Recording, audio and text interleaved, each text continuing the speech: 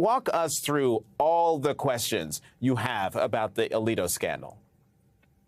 So the scandal we need to understand better, and we need to get real answers, just the way we need to get real answers from Clarence Thomas. But the excuses that Alito made are so preposterous that they're almost incriminating themselves.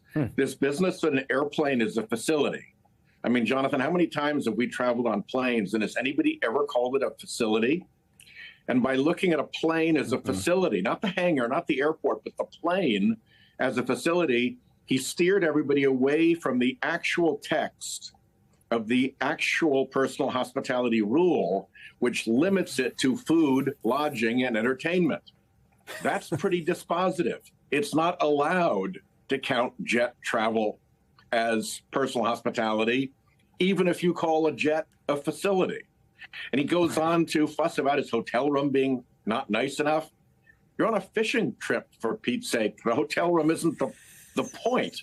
And this business of him getting advice, you know, there's actually a committee within the judiciary made up of other judges. It's called the Financial Disclosure Committee of the Judicial Conference. It's there specifically to answer questions about what is required and not required for financial disclosure.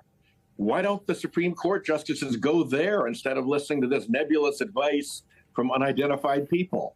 It's a real mess, and the excuses, I think, made it worse.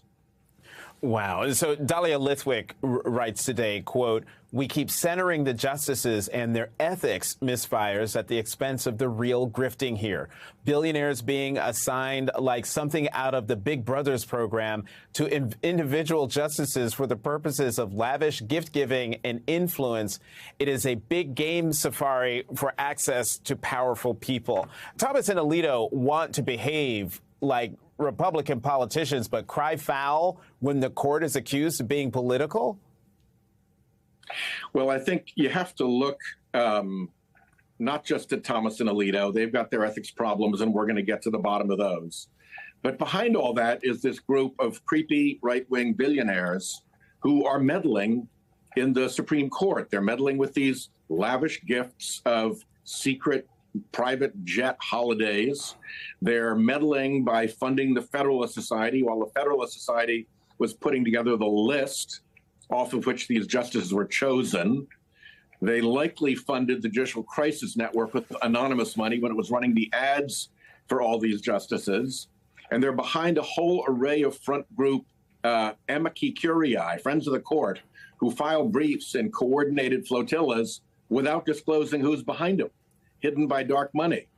So the role of these right-wing billionaires extends throughout the judicial selection process, the judicial nomination process, the actual argument in the courtroom, and now we find out these appalling, undisclosed, repeated gifts.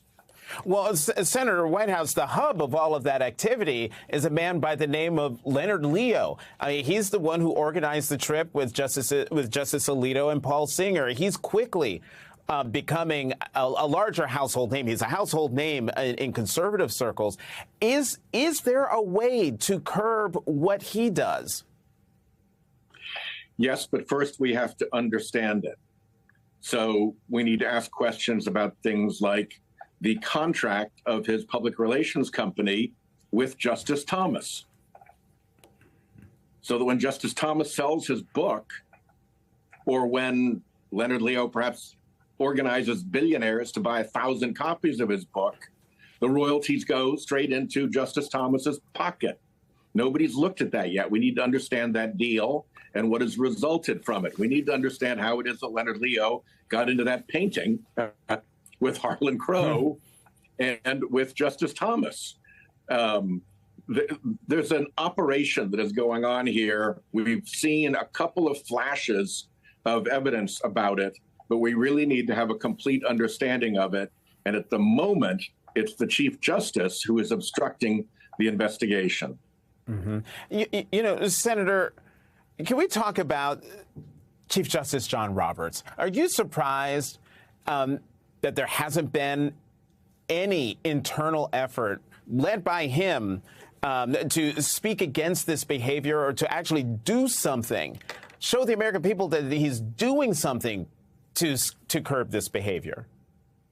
Absolutely. When the Dobbs opinion leaked, and when the right-wing Federalist Society judges thought that this was done or wanted to pretend that this had been done by the liberals, boom, what do you get? An instant investigation. Now, they made a botch of it because they didn't know what they were doing, but at least they realized that this was something that needs investigation. Here's a really simple question. What did Justice Thomas know about his wife's insurrection activities when he decided not to recuse himself from the January 6th case?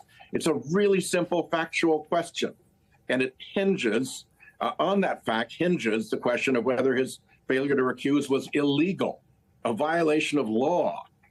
And that question has never been officially asked of Justice Thomas. Nobody went and sat down with him and said, sorry, Your Honor, this is going to be, a little bit awkward for a minute, but we got to get a statement from you. Tell me what you knew and tell me when you knew it. And by the way, this statement is being recorded. So if it's a false statement, there will be consequences.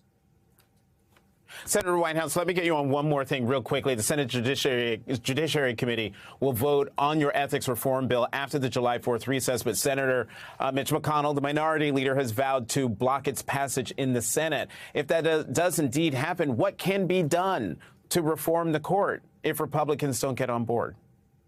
Well, I think, first of all, continued public pressure and concern is really, really important.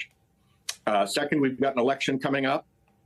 And if the Republicans want to run for election on the fact that they've covered up an investigation into billionaires who are giving $250,000 vacations secretly to Supreme Court justices, that's not going to be a good look for them. But I think most of all, that body I was talking about, the Judicial Conference, that is made up of other judges, not Supreme Court justices. It only has one Supreme Court justice on it, and that's the chief who chairs it. All of the others are regular judges who know that what the Supreme Court justices have been doing is wrong, who know that what they've been saying about it is ridiculous, and who resent the imputation that they might be doing the same thing. They're not. Nobody else is doing this stuff. This is a uniquely bad behavior confined to the justices of the Supreme Court, and it needs to be investigated, and it needs to end.